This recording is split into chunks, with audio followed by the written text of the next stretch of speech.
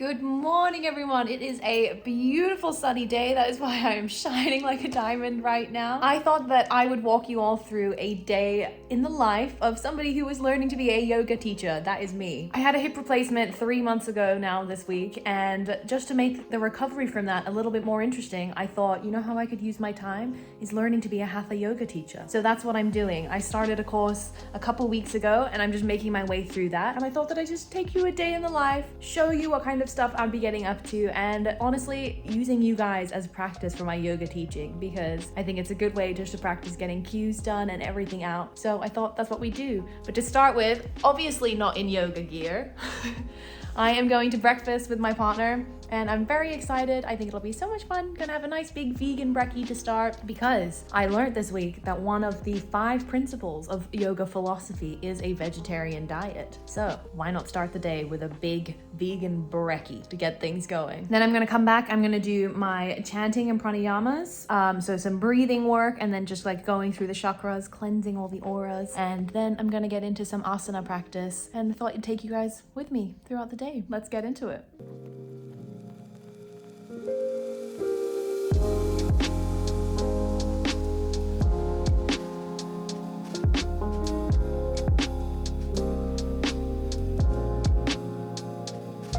Okay, so I'm going to do my breathing, and then I'm going to go into an asana class at the moment. So it's usually about 90 minutes, because I think the end result of this yoga teacher training is being able to teach a 90-minute Hatha Yoga class, which I'm very excited about.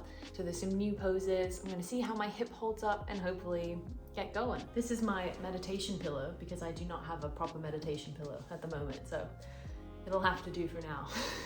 A lot of the breathing work that I've been doing has started off with Kapalbhati, which is the skull shining exercise, and then I moved into Anulam Vilom, which is the alternate nostril breathing, which I'm about to do here in a second. And honestly, taking the time to do some meditative practices to focus on my breathing for a while, I think has been helpful, because I am an anxious being and I definitely don't make the time to do it as often as I should. Then the class generally moves into Surya Namaskara, which is the sun salutations, and you can kind of see in these videos that my hips are just super stiff, but they are feeling a little bit looser the more and more I go through that. Then of course I was interrupted by my beautiful bean, and we had a little dance break and a little flex off, just to remind you all that even though we're doing some yoga, we're still strong. Because I spent so much time with Callum, I'm literally convinced that I'm the same size as him, and then I see videos like this and I'm like, oh okay, no, it makes sense that you are about 50 kilos heavier than me. Moving on from that, the class generally goes into single leg or double leg raises. My hip flexors from my surgery are still really tight, and they're kind of still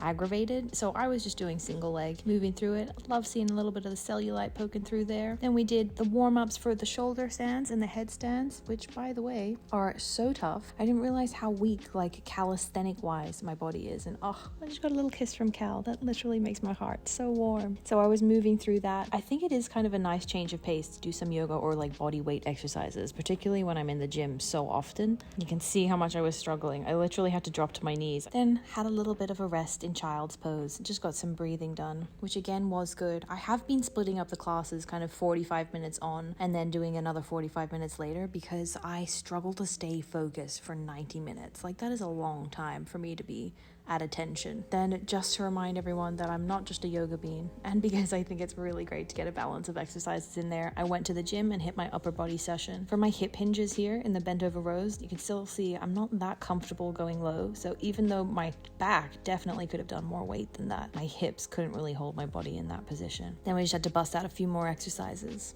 I'm now just about to sit down for the philosophy class, or the how to teach portion of the class, where they go over a couple of the asanas, and then we'll basically be learning the cues and everything like that. And I think one of the biggest takeaways that I've had, I'm literally only a week into this yoga training, by the way. I'm by no means have got anything figured out yet. But what I'm liking about it is that it's very much at your own pace. And I know that sounds silly, but sometimes when you walk into a yoga class, or if you even see videos of yoga online, you see people doing amazing poses or such strength and flexibility, and I think that's really beautiful. But it's nice to know that you can take it at your own pace, and you don't have to rush or push your body into positions if it doesn't feel comfortable, and it doesn't feel and if that's not something you're able to do, that is okay. And that doesn't mean that the practice or the yoga that you're doing is any less worthy What's important is that you're taking the time to practice and to spend time with yourself and to like give yourself the gift of movement.